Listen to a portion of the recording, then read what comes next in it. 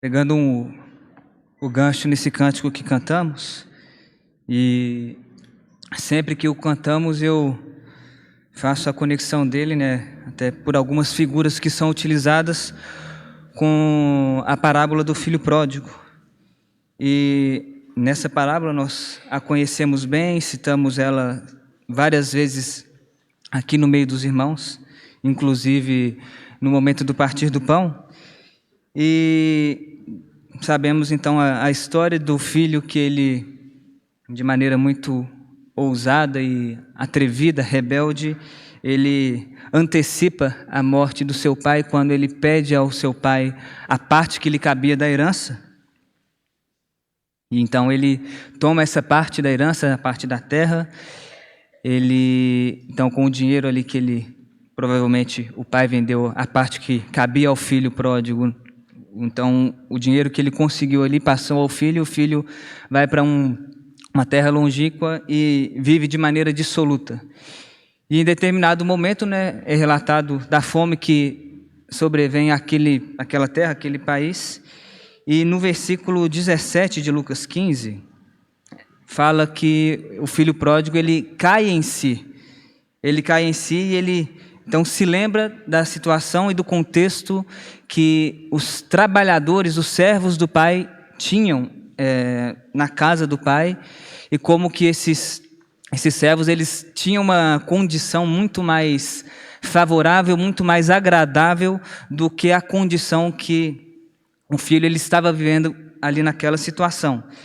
E quando ele faz essa reflexão, no versículo 18, então, do capítulo 15, ele relata, né, relatado o filho pródigo falando: levantar-me-ei e irei ter com meu pai e lhe direi: Pai, pequei contra o céu e diante de ti. Já não sou digno de ser chamado teu filho. Trata-me como um dos teus trabalhadores. E levantando-se, foi para seu pai. Então ele faz a consideração, ele faz essa previsão ou essa meditação de que ele então se levantaria para estar com o pai novamente, para regressar à casa do pai. E no versículo 20 é relatado que ele de fato foi. E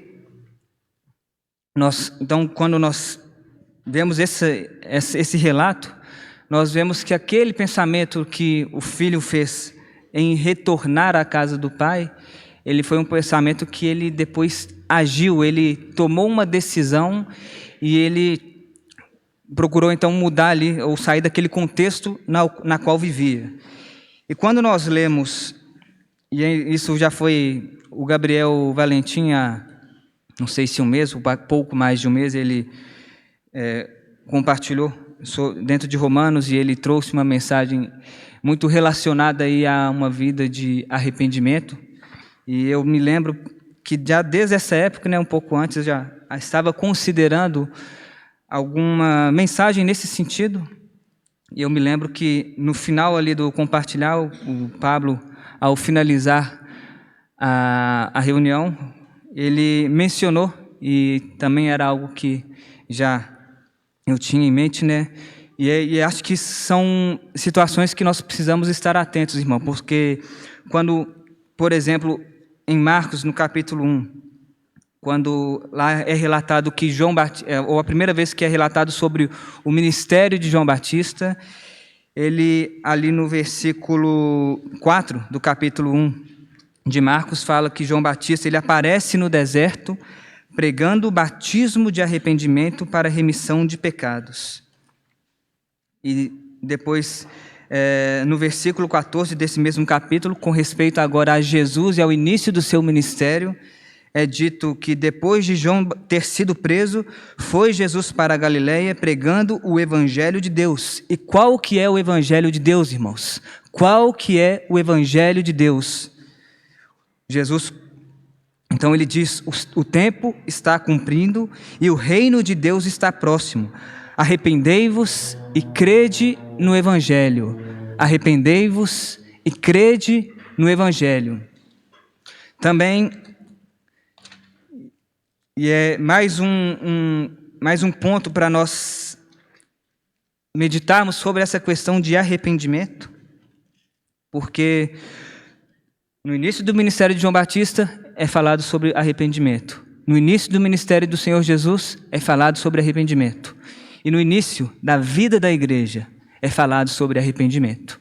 Atos capítulo 2, depois ali que do Pentecostes, depois que o Espírito Santo ele desce sobre aqueles que estavam reunidos, então é manifestado esse batismo do Espírito Santo, ele é manifestado através do dom de línguas. Havia uma multidão ali, multidão de pessoas que que estavam ali próximos e perceberam e viram essa manifestação do Espírito Santo através do dom de línguas. E Pedro, ali a partir do versículo 14 do capítulo 2, quando ele vai relatando e buscando esse histórico com respeito também ao Senhor Jesus, no versículo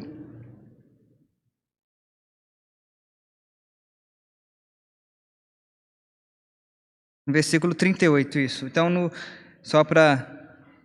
ele faz o discurso dele no versículo 37, para contextualizar, aquela multidão, né, ouvindo o discurso de Pedro, as coisas que ele colocou, então compungiu-se-lhes o coração, e eles perguntaram a Pedro e aos demais apóstolos: que faremos, irmãos? Pedro responde: arrependei-vos, e cada um de vós seja batizado em nome de Jesus Cristo para a remissão dos vossos pecados, e recebereis o dom do Espírito Santo. E também, no capítulo seguinte, após a cura daquele coxo que ficava ali na porta do templo, na porta formosa, também o coxo ele é curado. Também Pedro ele se levanta ali no templo para falar do seu discurso. Ele mostra para aqueles que estavam ali, para aquela multidão, o grave pecado que eles também tinham cometido ao crucificar o Senhor Jesus. E no versículo 19 do capítulo 3, Pedro também usa essa mesma expressão: arrependei-vos, pois, e convertei-vos para serem cancelados os vossos pecados, a fim de que da presença do Senhor venham tempos de refrigério, e que envie Ele o Cristo, que já vos foi designado, Jesus. Irmãos, e voltando aqui um pouquinho para o capítulo 2 de Atos, essa pergunta que a multidão faz, e que talvez seja uma pergunta que nós fazemos, que quando nós somos acusados, ou não acusados, mas quando nós somos, quando o Espírito Santo ele nos toca e nos mostra pecados que nós precisamos de arrependimento, e aí pode ser e essa deve ser uma pergunta que devemos fazer: então o que eu preciso fazer? Porque voltando, irmãos, para Lucas 15, para a parábola do filho pródigo, poderia ser que o filho ali naquela situação ele imaginasse e soubesse qual que era o caminho que ele precisava tomar, mas se verdadeiramente não houvesse um verdadeiro arrependimento no seu coração, ele não se levantaria, ele não retornaria à casa do Pai.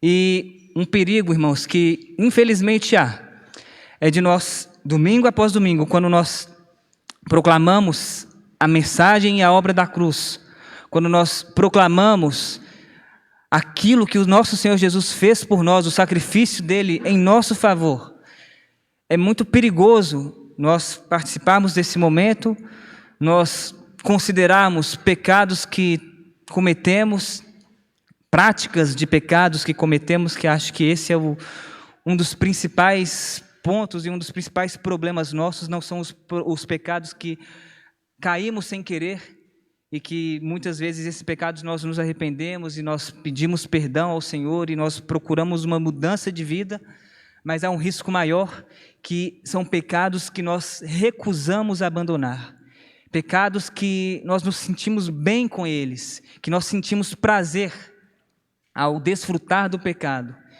E esse estilo de vida, irmãos, é um estilo de vida que ele é completamente incoerente com a mesa do Senhor.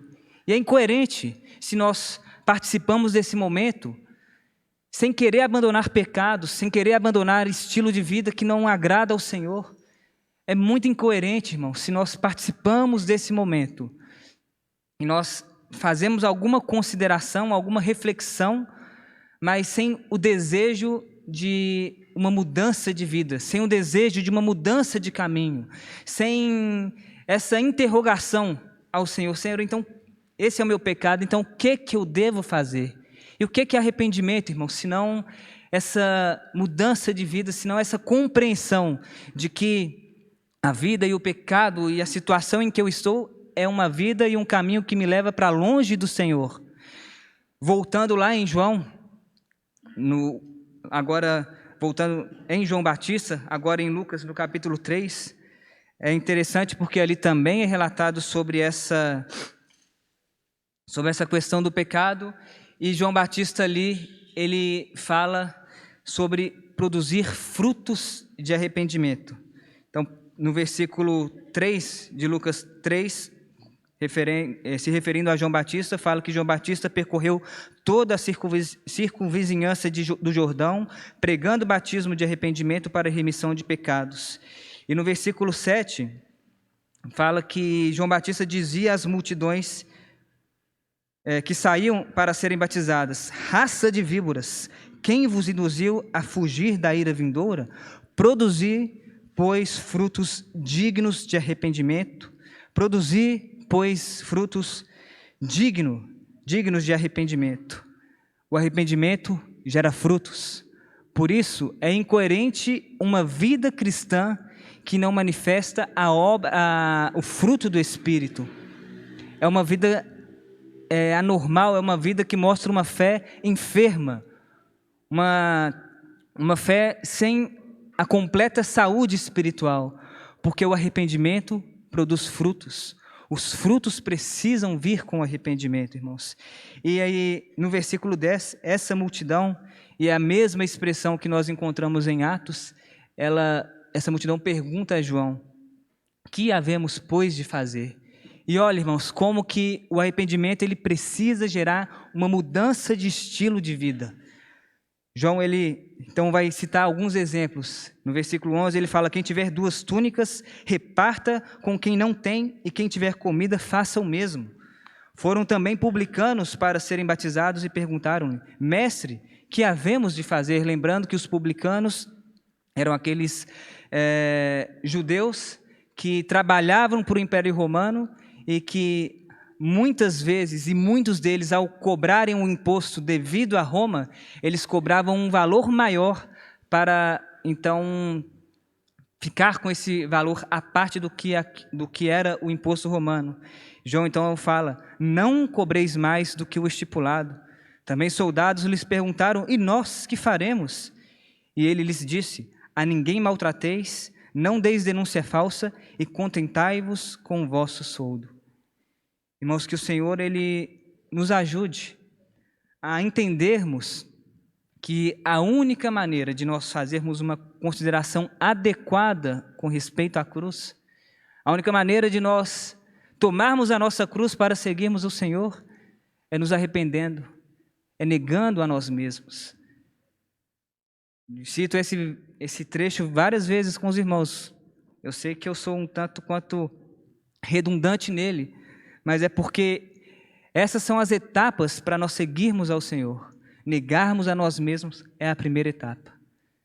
Negarmos a nós mesmos é a primeira etapa. E quando nós negamos a nós mesmos, irmãos, nós estamos nos arrependendo do contexto e do nosso pecado, nos arrependendo do estilo de vida que nós temos.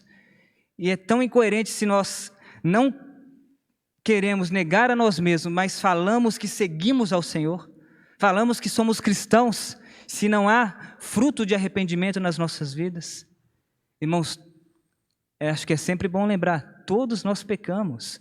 Então, quando eu falo sobre o arrependimento, é justamente porque todos nós pecamos, não é porque nós não pecamos. Porque se nós não pecássemos, nós não precisávamos nos arrepender.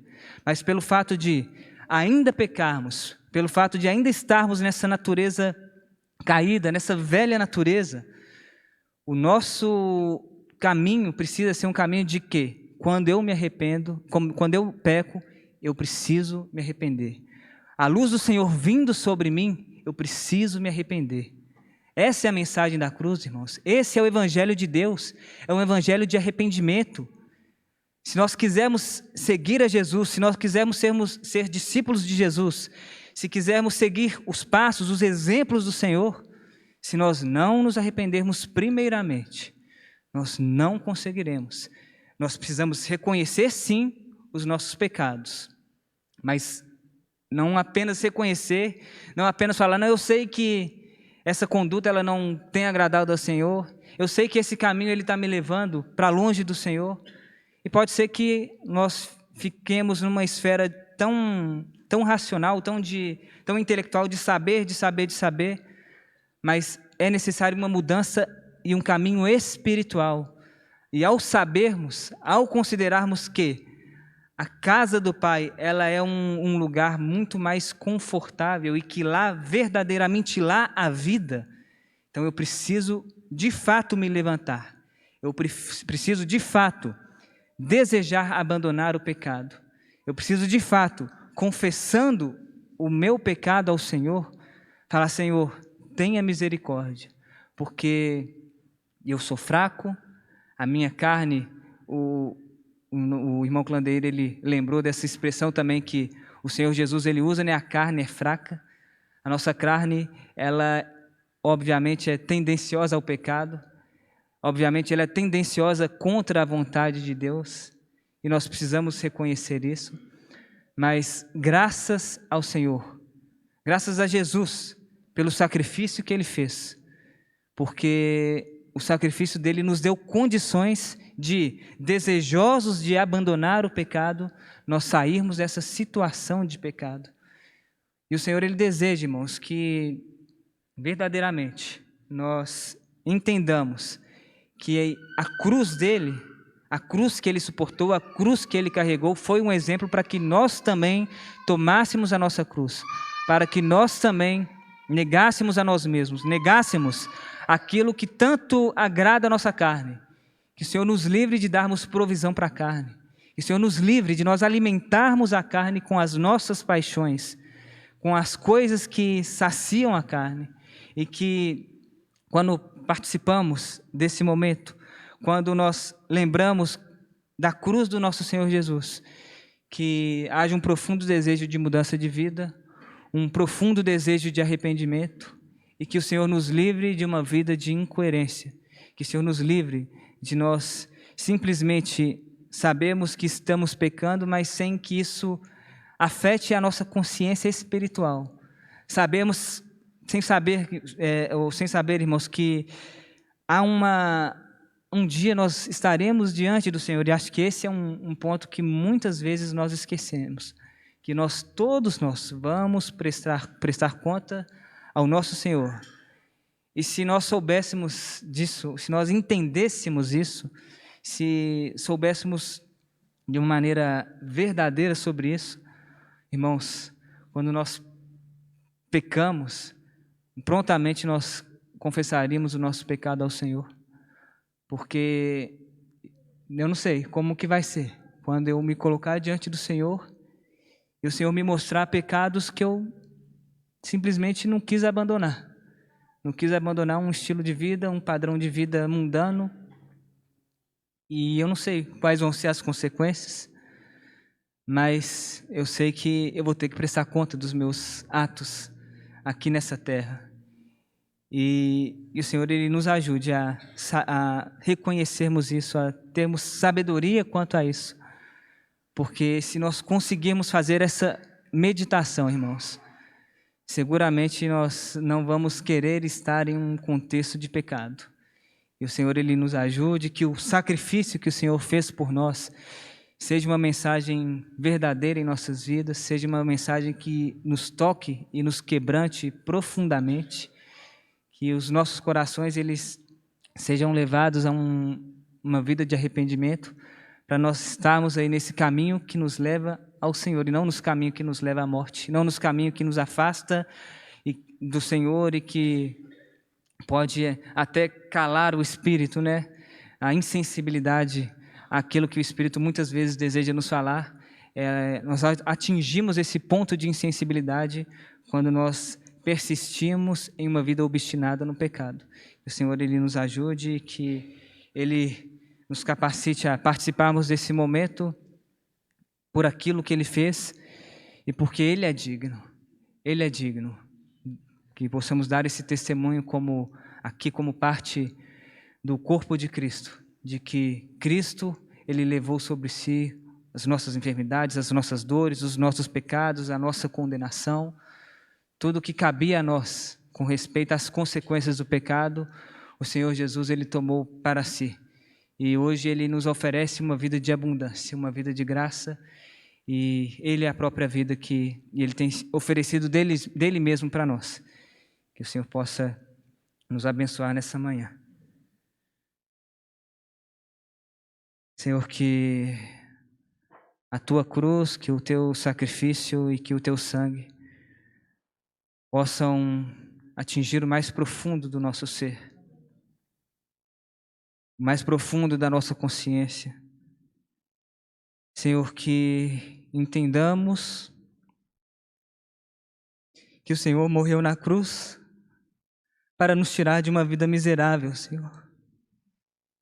Que entendamos o valor do sacrifício do Senhor. O Senhor não se entregou para continuarmos vivendo no pecado, para continuarmos servindo ao pecado, mas o Senhor nos tirou dessa vida miserável, o Senhor nos colocou numa vida de serviço a Ti. Obrigado, Senhor, porque o Teu sacrifício é vida, a Tua morte trouxe vida para nós. Senhor, que o Senhor seja glorificado através das nossas vidas, através do nosso viver, através do nosso testemunho, que possamos anunciar a Cristo e a Cristo ressurreto, aquele que venceu a morte, aquele que subiu ao madeiro sem cometer nenhum pecado, nenhum dolo, e sofreu aquilo que nós deveríamos sofrer. Queremos bendizer o Teu nome nessa manhã e glorificar a Ti. Nós oramos a Ti, Senhor, no Teu nome. Lembrando, irmãos, eu vejo alguns rostos diferentes e é sempre uma lembrança importante trazer que é esse momento e esse contexto que fazemos hoje é uma ordenança do próprio Senhor Jesus. O próprio Senhor Jesus, Ele instituiu esse momento para fazermos memória do sacrifício dEle.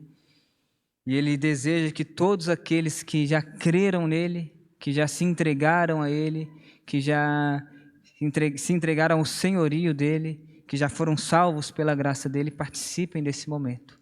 Esses que pertencem a Ele são convidados por Ele a participarem desse momento.